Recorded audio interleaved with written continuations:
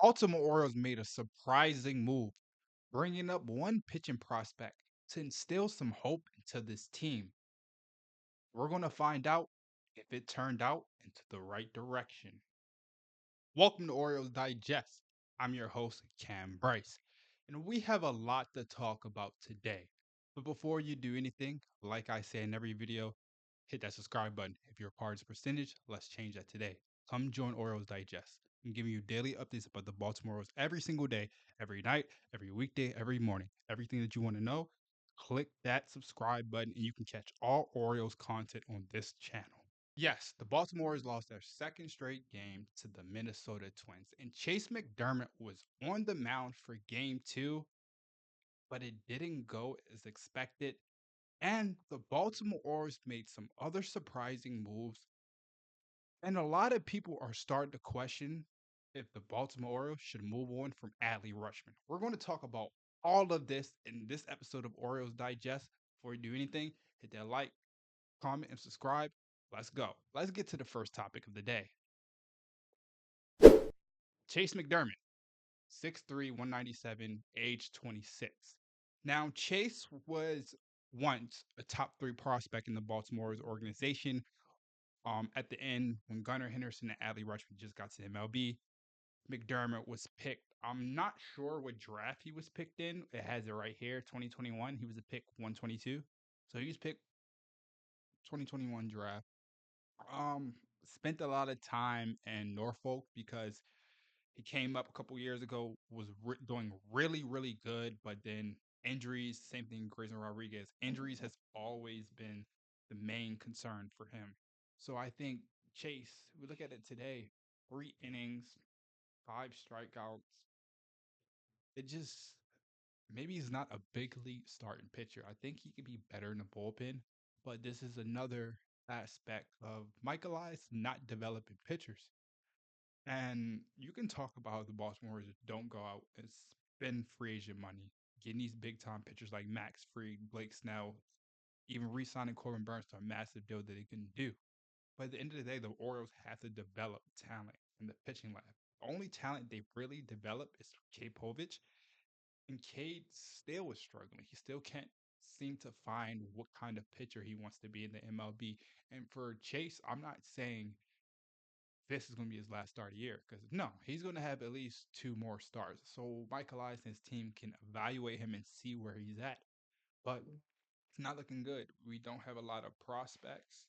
We don't have a lot of prospects that we can go out there and just bring in and hopefully add them to the rotation. This team is just not that deep anymore, not that talented.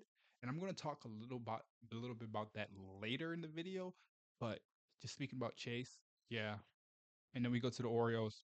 Obviously, the Baltimore Orioles lost their second game of the year.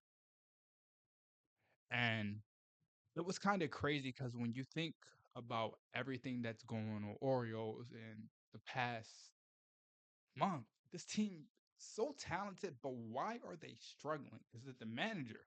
I think you have to start making an exception out of everyone.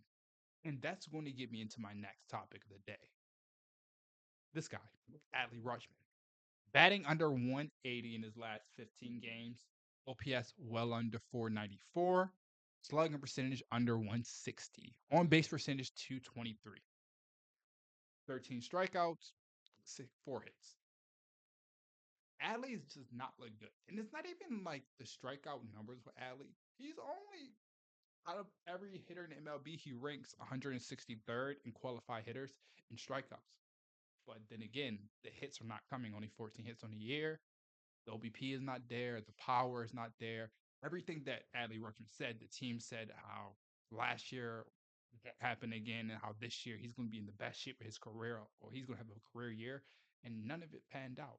So I'm confused on what's going on with this whole team and this whole organization and where do they want to go? Because Adley Rutschman right now, he's not a superstar. The only superstar you have is Gunnar Henderson. That's the only superstar and a star in Jackson Holliday. Adley's a star. And remember a couple months ago, we were freaking out about how we got to re-sign Adley Rutschman, how we got to re-sign Gunnar Henderson. Now I'm thinking I don't even want to give Adley Rutschman a contract. Maverick Hanley. First time in the MLB this past couple weeks. Came's up. He's been contributing. So it's like, should they make an example of Adley Rutschman? I posted on Twitter earlier. I think it's mental. And someone said since June of last year, it's been mental. And they've set him down a couple days here and there. But I think they really have to send him back down to AAA. Give him an option to adjust and make a commitment, just like the Tigers did with Spencer Torkelson. Torkelson hit over 30 home runs, over 100 RBIs. I would think it was 2022, 2023. And no, it's 2021. And then he hasn't been the same since. And they sent him back down. And this year he's starting to glow again. So it's things like that.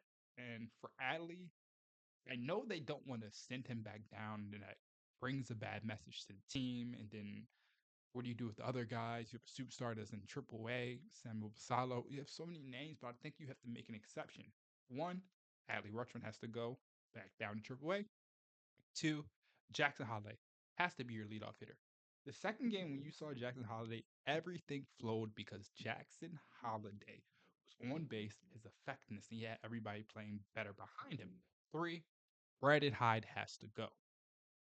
I love Brandon Hyde. He's a great guy, great manager, very respectable, but a change has to happen. And if the players aren't playing better now, we can't just keep saying the players have to play better. They're not. They're not going to. The situation is not going to change. The Orioles are not a World Series team. They're not even a playoff team anymore. So something has to change, and that all starts with the coaching staff and the front office. And I think they need to make moves. They brought in new hitting coaches, Cody Ashe. They said they weren't changing their approach up more, but they were trying to get live drives, line drives through the gaps.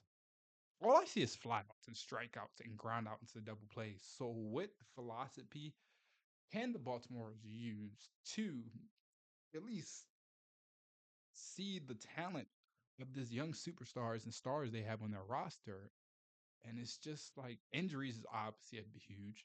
If you had healthy, injuries is obviously huge. If you had help, injuries is obviously huge. If you had half of your pitchers ready to go, but they're on the IL, Colton Cowser, O'Neill, that probably was a bad signing. The only good signing we did was Tomoyuki Sagano, who has been amazing. And it's just like we can't even appreciate his greatness because how bad the Baltimore Orioles are. So that's basically all we want to talk to you guys about today. I just wanted to take a deep dive into the Orioles in the season. I know you guys have so many questions, but I just gave you guys my thoughts on what I think the Baltimore should do. Chase McDermott did not have a great start. Hopefully, he'll be back on the mound in a couple of weeks, but 11 games under 500. The Baltimore are just simply not good. Thank you for joining Orioles Digest. Once again, I'm your host, Kam Brice. Before you do anything, before you leave this video, hit that like, comment, subscribe. Once again, thank you from Orioles Digest. I'm your host, Kam Brice. Two, two.